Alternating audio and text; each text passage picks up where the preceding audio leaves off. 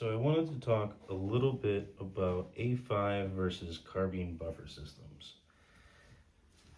Kind of did my own thing here on the dry erase board. Mind you, I am not a master armorer or gunsmith. This is just kind of my dumbed down, easy to visualize version understanding of the A5 length system compared to the carbine.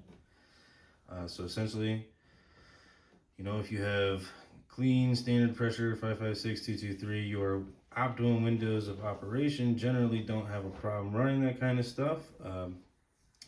That's kind of that normal window of operation where we want to see that 3:30, 4 o'clock, whatever ejection pattern. But then, as you start to drift towards dirtier conditions or low pressure ammunition, or maybe you've got a really small gas port and maybe, small gas port, dirty conditions, low pressure, you may not be able to push through some of that as well as you might with the A5 length system, depending on what buffers you're running and such. Obviously, I know that these windows of operation can shift from left to right depending on how you've got it set up with your buffer weight choice, which also does in some cases shrink this window of operation depending how heavy or how light you're going. But so same thing adversely, you've got spicy 5.56 loads or large gas port with dirty conditions or something like that. You're going to need something a little better to power through.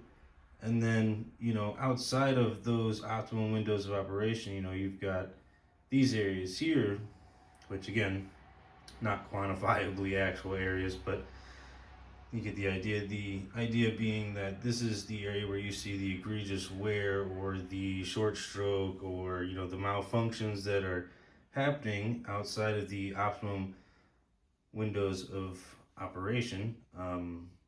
So that's just kind of like my simple breakdown of it. Let me know what you guys think. What do you guys like to run? Which I do know carbine has been great, works, pretty good. However, this A5 length is just better, I think, all around, especially when you're using something like the Springco Green rifle length springs and a BCM like this one here, BCM T2s. These are absolutely phenomenal buffer systems in comparison to something like the standard carbine buffer and buffer spring you might find in just your everyday AR-15. Thank you for watching.